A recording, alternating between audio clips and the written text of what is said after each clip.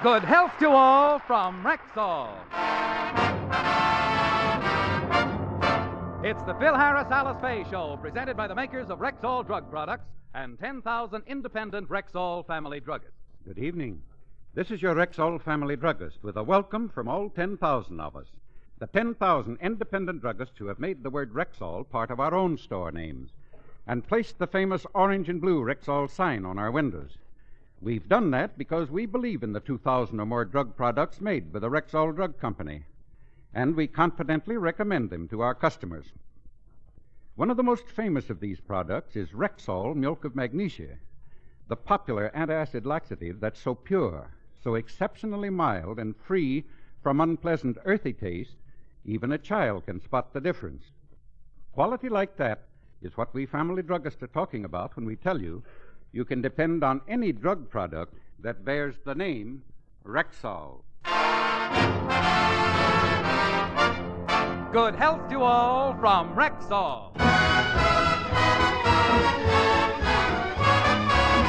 And now your Rexall family druggist brings you the Phil Harris Alice Faye Show, written by Ray Singer and Dick Chevrolet, with Elliot Lewis, Walter Tetley, Robert North, Janine Roos, Ann Whitfield, Walter Sharp and his music, yours truly, Bill Foreman, and starring Alice Faye and Phil Harris.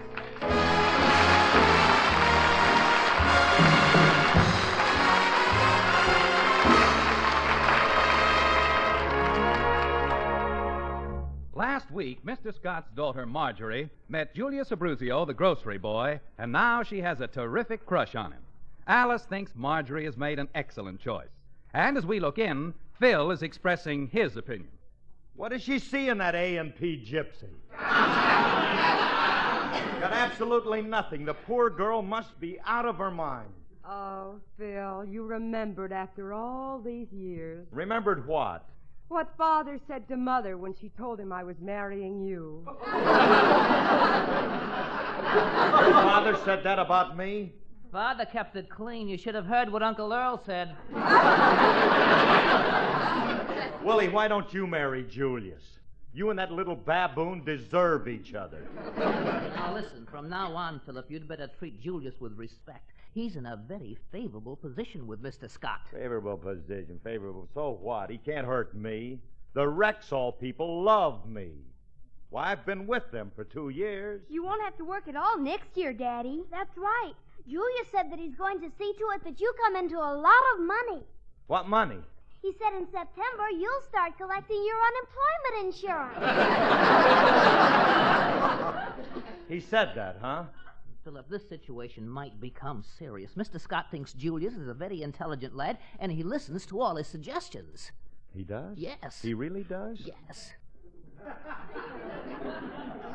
Well, do you suppose that he could get Scott to fire me? Oh, Phil, don't be silly. Mr. Scott wouldn't listen to a child.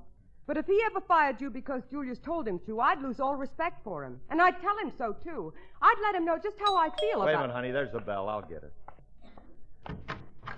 Hello, Harris. Well, if it isn't Mr. Scott. And little me. Oh, I see you brought your dog, Scotty. Take it easy, Harris, and watch the way you talk to Mr. Abruzio, an official at a Rexall company. You're an official? Yeah. I'm vice president in charge of figuring out a way to get rid of Harris and Remley. From now on, you'll address me as sir. Address you... Now, look here, Julius. Julius what? Julius, you little stinker. Mr. Scott, don't tell me now that he's a member of your company. Oh, no, of course not, Harris. The boy's just baiting you. Well, that's better. However, he has made some very sensible suggestions concerning the program. Well, if he has suggestions that will help the program, I'm more than ready to listen. After all, I'm a fair-minded man. What have you got in mind, son? Well, I thought... I don't like it. It won't work, and drop dead. Let me explain. I have an idea for using your picture in our new advertising campaign. Oh, so you're going to use my picture, huh?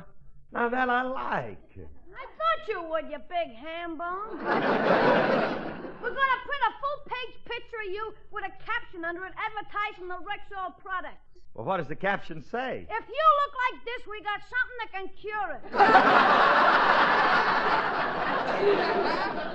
Mr. Scott, I ain't going to listen to this kid any longer, and I'm You not listen till I'm finished. I got other suggestions for you. I think during the summer you ought to work in one of our drugstores for experience. Me? Me work in a drugstore? Yeah, you can have your choice. We got stores all over the United States, Canada, England. Look, if you don't stop with these crazy suggestions, I'm going to... Quiet! Or I'll banish you to our store in Outer Mongolia. Julius, please, don't be so... Do we have a store in Outer Mongolia? Sure. I just sent them a directive telling them to run a giant 1 yen sale. Look, if you're finished, Abbott and Costello, I'd like to ask you just one thing. I got no time now. I got to meet Marjorie at the market. In the meantime, Harris, get on the ball. Keep your nose to the grindstone and fight on for dear old Rexall. Fight on for REX. A-double-L. It rings the bell, ding dong. It rings the bell, ding dong. Ding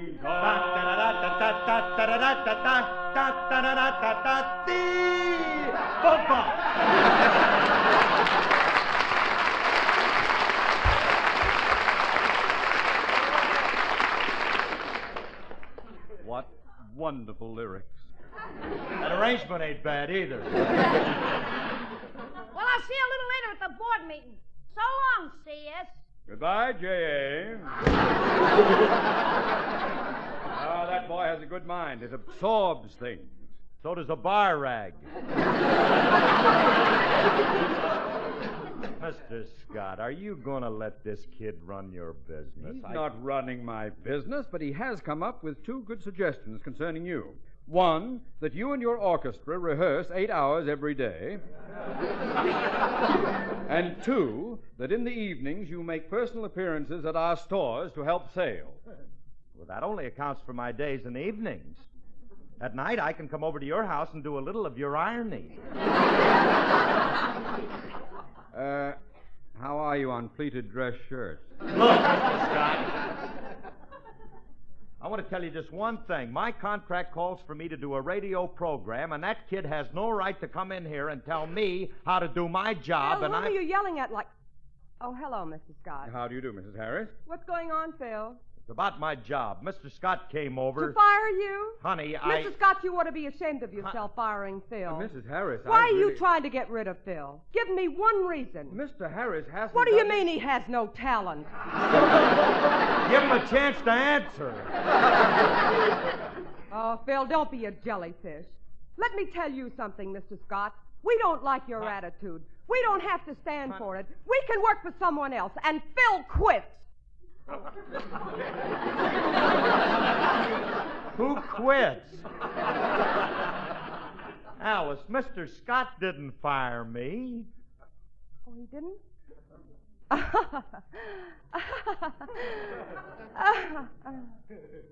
No, he didn't.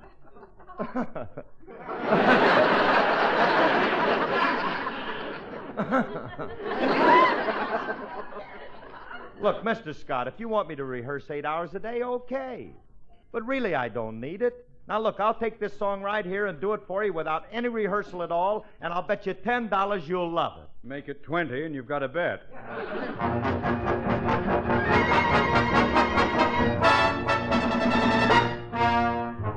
In my dreams I seem to hear a whistle shrill, like the whippoorwilling of the whippoorwill. In my ears I hear it ringing, and the past to me it is bringing. It reminds me of that dear old Mississippi, when I loaded cotton on that stern wheel ship. Roused about, knocked about, those were the happy days, there's no doubt. On the Mississippi, where those boats go puffing along. On the Mississippi, darkies all go dippy when they hear a little bit of ragtime melody. It seems I hear 'em singing, see them bucking, winging, to the banjos ringing. Woo, my heart is clinging to the Mississippi, dear old Mississippi. That's where I was born.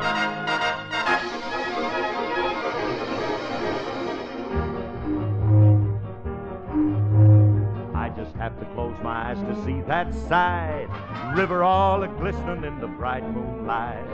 With my gal again I am strolling, and her eyes at me they are a-rolling. All along the levee see those darkies prance, listen to the music, watch that shuffling dance. Lordy me, can't you see that there is only one place for me, and it's on old Mississippi, on that Mississippi where those boats go puffing along. On the Mississippi, darkies all go dippy when they hear a little bit of ragtime melody. It seems I hear 'em singing, see them bucking, winging, hear those banjos ringing. Woo, my heart is clinging to that Mississippi, dear old Mississippi. That's where I was born.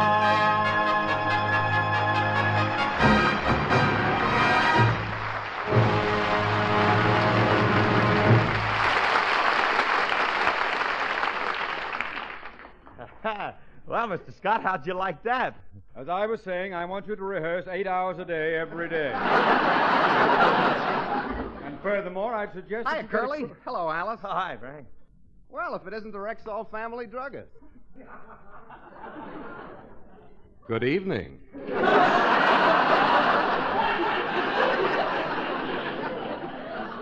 Hello, Remley. And how is the American tragedy feeling today? Mr. Scott, why is your attitude toward me so venomous? Why do you dislike me so? Why? Remley, I happen to be fortunate enough to hate you, and I am not going to question my luck. Mr. Scott, there's no room in this country for a word like hate. You should learn to be tolerant like I am. I don't get along with you, but I don't hate you. You don't? No. I just loathe you a little. Frankie, don't talk that way to Mr. Scott. Let him talk. Let him talk, Harris. The machinations of his minute mind intrigue me. What'd you say about my father? Remley, I'm glad you're here. From now on, I want you to work 8 hours a day, every day. What a ridiculous idea. You can't order me around, Scotty.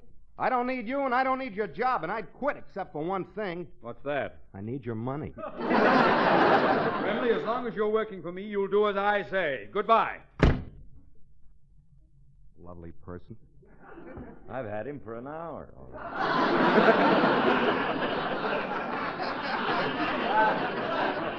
He has all the charm of a wet sock. Well, that's all we can use here.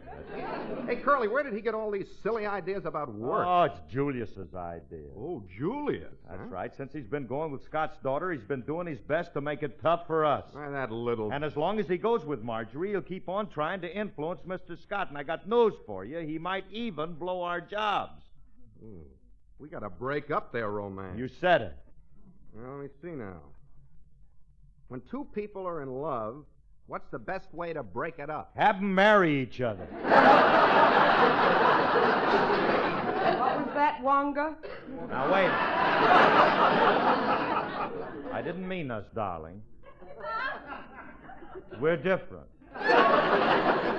Our love is eternal, and it grows stronger and stronger as time goes on, because our affinity is a thing of beauty and rapture.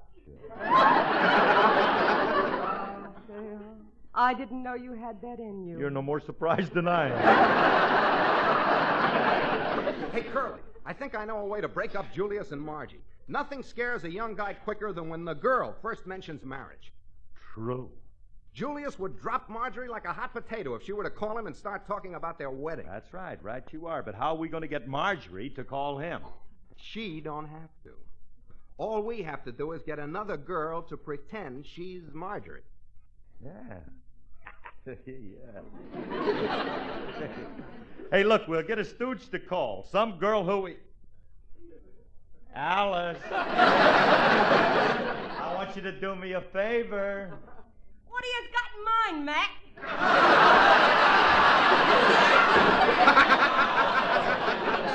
Stop talking like Julius.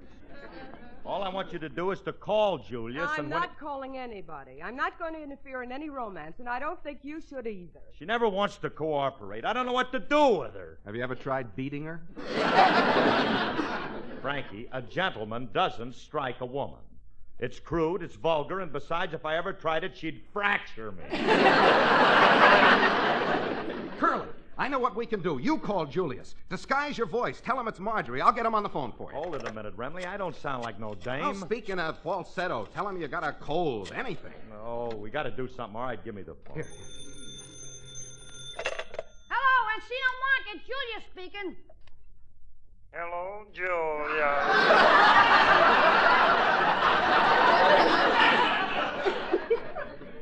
Guess who this is? I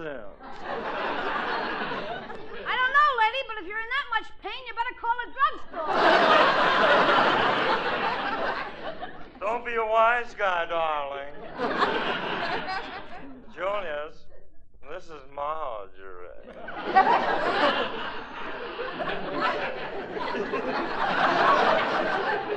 Oh, honey, you gotta stop smoking them nickel cigars.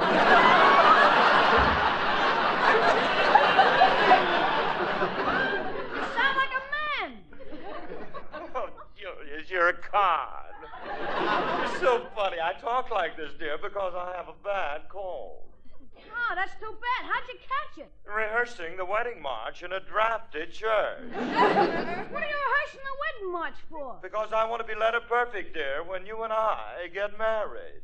Well, I don't blame you for... Married? How'd that word slip in?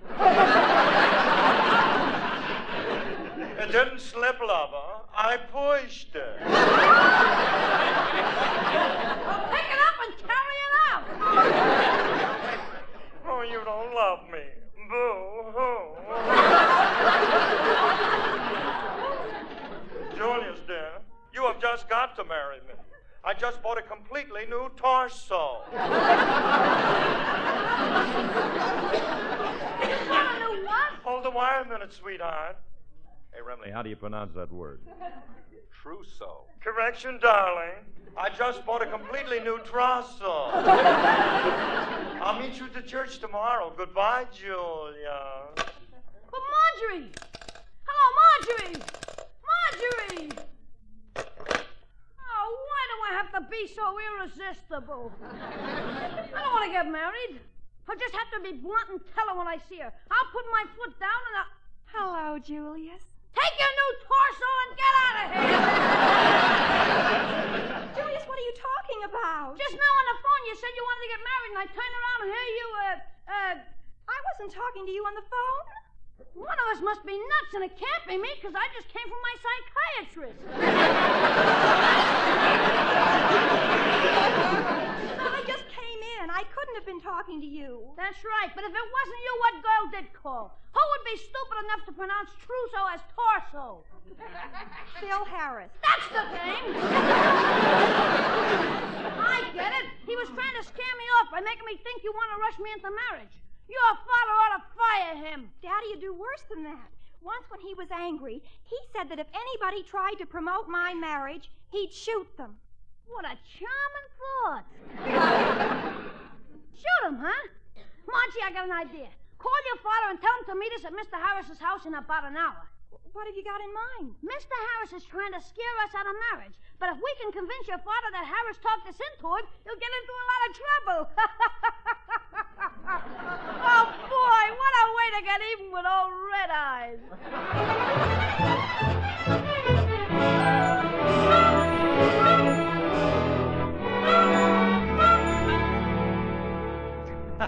Hey, Remley.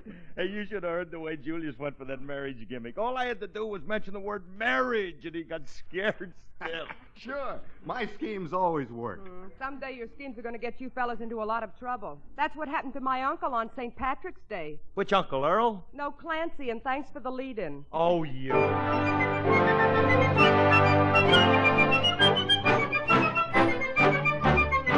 Now, Clancy was a peaceful man, if you know what I mean. The cops picked up the pieces after Clancy left the scene. He never looked for trouble, that's a fact you can assume. But nevertheless, when trouble would press, Clancy lowered the boom. Oh, the Clancy, oh, the Clancy. Whenever they got his Irish up, Clancy lowered the boom. Boom, boom, boom, boom, boom, boom, boom. Now, O'Leary was a fighting man, and they all knew he was tough. He strutted round the neighborhood, a-shooting off his guff. He picked a fight with Clancy, then and there he sealed his doom. Before you could shout, O'Leary, look out! Clancy lowered the boom. Oh, the Clancy, oh, the Clancy. Whenever they got his Irish up, Clancy lowered the boom. Boom, boom, boom, boom, boom, boom, boom. Marooney walked into the bar and ordered up a round. He left his drink to telephone, and Clancy drank it down. Marooney said, who drunk me drink, I'll lay him in his tomb. Before you could pat the top of your hat, Clancy lowered the boom. Oh, the Clancy, oh, the Clancy. Whenever they got his Irish up, Clancy lowered the boom. Boom, boom, boom, boom, boom, boom. Now the neighbors all turned out for Kate O'Grade his wedding night. McDougal said, let's have some fun. I think I'll start a fight. He wrecked the hall, then kissed the bride and pulverized the broom. Then quick as a wink, before you could think, Clancy lowered the boom. Oh, that Clancy, oh, that Clancy. Whenever they got his Irish up, Clancy lowered the boom. Boom, boom, boom, boom, boom, boom, boom. Clancy lowered the boom. The back of me hand to you.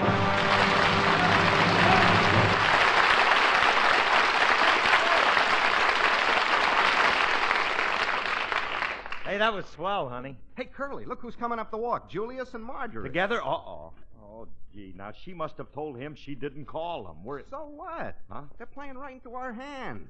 With a few pointed remarks, we can scare them so bad they'll both be off marriage for life. Well, I'm not going to stand here and watch this. I'm going inside. But, Alice, it's a harmless scheme to save our jobs. Frankie, I think it's a dirty plot, and I won't be a party to it. Goodbye. Hey, Curly, when the kids come in, we'll really lay the wedding angle on them and watch Julius run. Okay, but remember now, we got to be subtle about this. Oh, yeah. Curly, you wait here. I'll let him in. Hi, Mr. Emily. Well, if it isn't Julius Abruzio and Mrs. Abruzio. We ain't married. Not yet. Take Julius' arm, Marjorie, and follow me into the living room.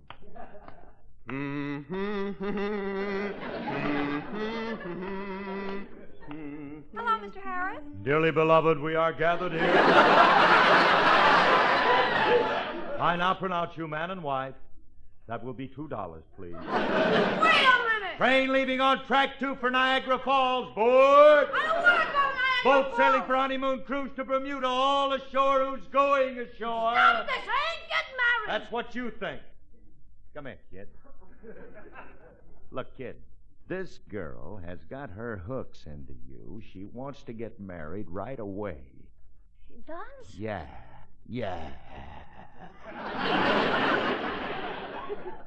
Scares you, doesn't it? No. I like the idea. I knew it would scare you. And what do you mean you like it? Let's elope tonight, Margie. Okay. Wait a minute, you can't get married. Why not? Well, because, well, I, excuse me a minute while I talk to my dirty plot man. Friendly, I thought you said that they'd play right into our hands. All right, take it easy. I got a head full of dirty plots. Marjorie, why do you and Julius want to get married? Because we love each other. Of all the stupid reasons. Julius, if you want to get married, okay, but why marry a woman? You got a better substitute, man? Julius, what I'm trying to say is marriage changes a woman. Once she hooks you, she becomes unbearable. She becomes a shrew and a miserable tyrant, didn't Alice Curley? Frankie, Allison... Oh, I see what you mean. Alice is a beast, Julius, and I'll prove it to you. Alice, would you come in here, darling? Coming, Phil. Watch the way she bosses me, the way she tells me what to do. What did you want, honey? Can I go out and play poker with the boys tonight? Oh, why, of course you can, darling. You see, she's always nagging. I hate to play poker, but she makes me.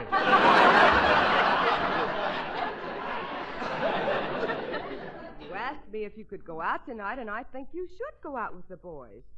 And stay out till 2 o'clock. It's all right with me.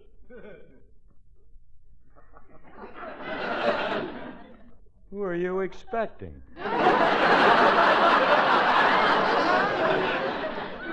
Well, Mother's coming over. See, she and her mother are double dating. That's what marriage is like, Julius. Miss Faye is married to Mr. Harris, but she's running around with another man. Can you blame her?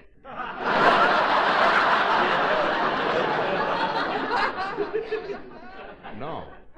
But look, Julius. Save your breath. Mr. Harris suggested that we get married and we're going to go through with it. But we got to pledge you all to secrecy. Well, why? Because Mr. Scott said he'd shoot anybody who promoted his daughter's marriage. And seeing as how Mr. Harris suggested this, he... Julius, wait a minute. I didn't mean to. Nah, don't worry. How's he going to know? Where would you find anybody nasty enough to tell Mr. Scott? Tell me what? That Mr. Harris talked me and Marjorie into getting married. Married? Julius, you told him. Yeah, I guess we found somebody nasty enough. Harris, how could you do a thing like this to my young child? Now, wait a minute, Mr. Scott. I can explain everything. I don't want your explanation. Trying to marry off my daughter, you marriage broker, you. I ought to... Stop talking, Pop. There's your target. Start shooting. Where's my gun bearer? I'll use 00 bird shot.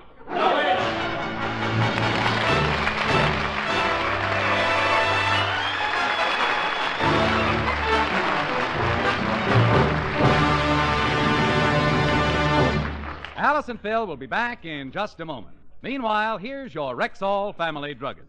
I never cease to wonder at the many ways scientists have learned to improve on nature. And it seems to me that Plenamons, Rexall's popular multivitamin capsules, make a pretty good example. Oh, why? How do you mean? Well, ma'am, long and careful study of the Plenamons formula has enabled Rexall scientists to make the vitamins it contains more stable than they are in their natural state. For example, the vitamin C in Plenamons is more stable, that is, less liable to lose its full natural potency, than the same amount in orange juice would be shortly after the juice is squeezed from the fresh orange. Well, how on earth do they do it? Well, for one thing, the vitamin C contained in Plenamons is protected in the capsule by a special fruit acid which helps keep it at full potency. What's more, Plenamons are carefully fortified, so that when you take them, you should be getting, at the very least, the amount stated on the label. And are Plenamons easy to take? Just this easy. The daily dosage is individually sealed in airtight metal foil. You merely break it off day by day, and the remaining capsules stay completely protected. Say, I'm beginning to think old Mother Nature could take a lesson from Rexall scientists. Well, ma'am, 10,000 family druggists have learned this. You can depend on any drug product that bears the name Rexall. Good health to all from Rexall. We're a little late, so thanks, and good night, everybody. Good night.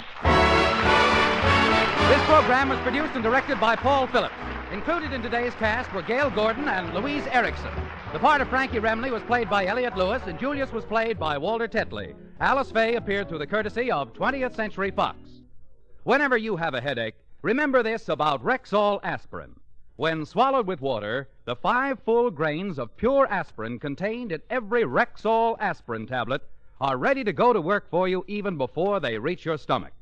So whenever you have a headache, remember that about Rexall aspirin. Ask for it wherever you see the orange and blue Rexall sign on the window. And remember always, you can depend on any drug product that bears the name Rexall.